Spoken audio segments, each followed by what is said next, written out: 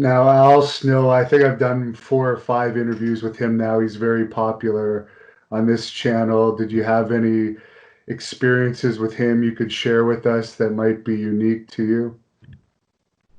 Yeah, I mean, Al Snow was in charge of the TNA developmental system when it came to OVW.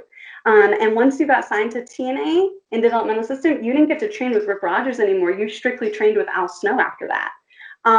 So it was like a completely different sort of mindset after that. You went from the repetitive style and very abrasive style of Rick Rogers to an all of a sudden more methodical storytelling television style of Al Snow. So it was kind of like a really well-rounded. My funny Al Snow story, I don't even know if he remembers this, but I do. I will never forget it. So I got gut check. Everybody knows that. I was the first girl picked for gut check, and I was the first gut check contestant that was completely live on television. So the first gut check, the match was taped, the promo was taped. The second gut check, the match was taped, the promo was live. And then mine, the match and the promo were just live. Like I didn't get to rehearse, nothing. It was just all live. And we had to like hit a commercial cue and like all this stuff that I had never we practiced at practice, but it's completely different when you're live on Spike TV, which costs thousands upon thousands of dollars. You know, with I think they were hitting around 2 million views or 1 million views, something like that at that point. Um, so I get gut check, right? I've already done my match, so then I have to come back another week, the next week. And the next week is the promo, the reveal. And I'm on the same flight as Al Snow Hannibal. And in my head, I'm like, don't ask him, Taylor.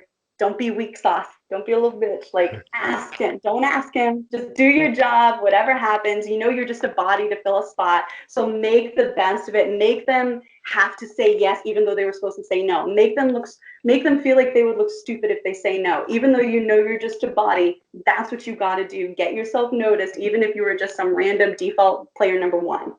So that was the mindset, right? And that was the reality of the situation. So I'm on the same flight as Al Snow, and something happens to our plane.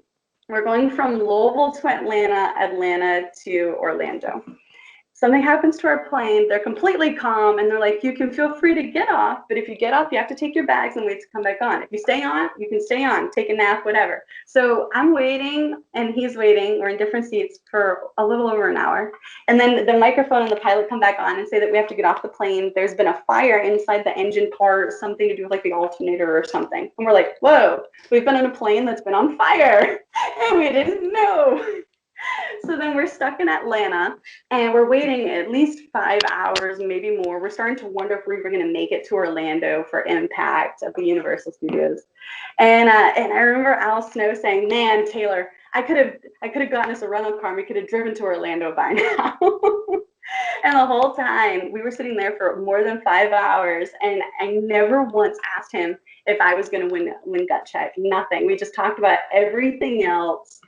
And then finally, I get there and they don't tell me nothing. I just have to go out there and cut a promo. And they made sure that I had to hit a certain time cue. And I did. And I was like, yes, Rick Rogers will be so proud. It was so funny. And then they start saying the yeses and the nos and stuff. And it gets to Al Snow. And he gives this little tiny spiel. And then he says no. And I was like, right then and there, I wanted to kick his teeth in so bad. I was like, wait a second, this whole time, this whole trip, you were going to say no. And then all of a sudden, here comes Taz and Bruce Pritchard, and they say yes. I think one of them was supposed to say no.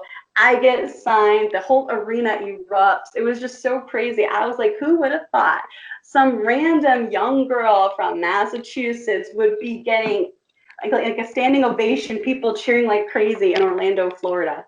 So it was such a gratifying experience to be like this is what this feels like. This is amazing. I always want to feel like this. It was so cool. You know, this nobody, this one girl revolution. And it was just amazing. And that's one of my favorite Al Snow things. Because then I'm like, Al, really? Really, Al? And he's just like, you know, in his Al fashion. And fast forward to him being the owner of OVW now, and I think he's doing such an amazing job. Like, I'm almost jealous that that stuff wasn't happening when I was at OVW. I'm like, man, that setup looks so cool. This TV stuff and production looks so cool. I'm jealous. Thank you for watching the Hannibal TV. Please like this video if you enjoyed it and click the subscribe button to not miss any of our latest shoot interviews, match videos, or news updates. Support us on patreon.com for $1.99 a month to watch our full shoot interviews ad-free and help our channel grow. Follow us on Twitter at the Hannibal TV for instant updates.